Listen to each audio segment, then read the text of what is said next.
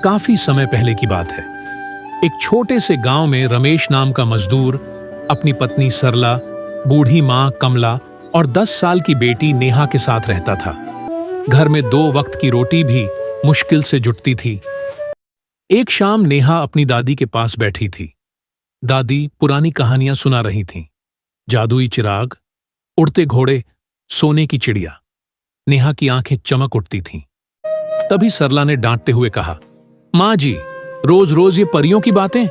लड़की पढ़ती नहीं, बस सपनों में खोई रहती है। उस रात तेज आंधी चली, पेड़ उखड़ गए, छप्पर उड़ गए।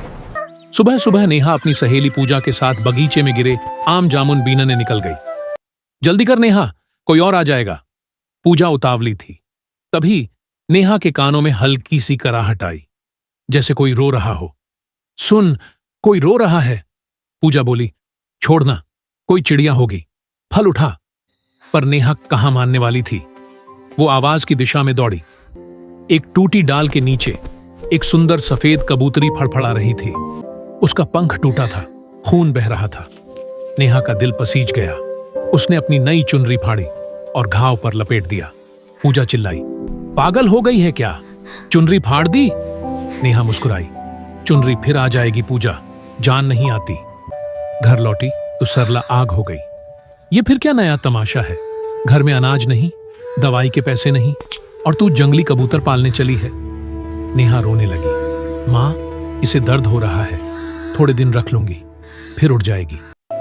दादी ने कमजोर आवाज में कहा, रहने दे बहू, बच्ची का दिल है। दूसरी सुबह नेहा उठी तो देखा टोकरी में 2 चमकते हुए मोती पड़े थे।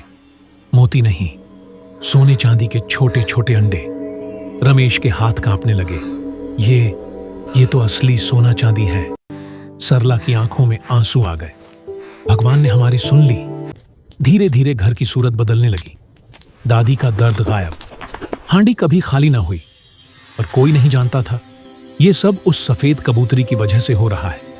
गांव में बात फैलने लगी। रमेश का बड़ा भाई सुरेश जलता था।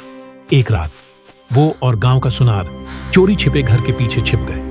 आधी रात को कबूतरी ने पंख फैलाए, चारों तरफ चांदनी सी रोशनी फैली और वो एक खूबसूरत परी बन गई।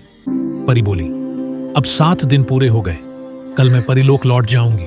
इन लोगों ने मेरी इतनी सेवा की, मैं इनकी गरीबी हमेशा के लिए मिटा दूंगी। सुरेश और सुनार की आंखें लालच से चमक उठी। पकड़ो! परी ने करुण मुस्कान से देखा। उसने चांदी की छड़ी घुमाई।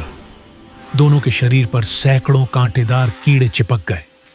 दोनों चीखते हुए लौटने लगे।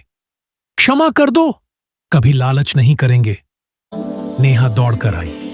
परी ने उसे गले लगा लिया। तुमने एक घायल कबूतरी को पनाह दी थी, छोटी सी बच्ची। आज मैं तुम्हारी पूरी जिंदगी संवार कर जा रही हूं। कहते हैं उस रात के बाद वो सफेद कबूतरी आसमान में उड़ गई। सुबह नेहा के तकिए के नीचे एक आखिरी चमकता हुआ मोती था और उस पर लिखा था, दया का फल हमेशा मिलता है, बस दिल साफ रखना। नेहा आज भी जब आकाश में सफेद कबूतर देखती है, मुस्कुरा पड़ती है, क्योंकि उसे पता है कहीं ना कहीं उसकी परी अभी भी उसकी रक्षा कर रही है। सच्ची दया कभी खाली नहीं जाती। जो दूसरों के दर्द को अपना समझता है, उसके द्वार पर एक ना एक दिन चमत्कार जरूर दस्तक देता है।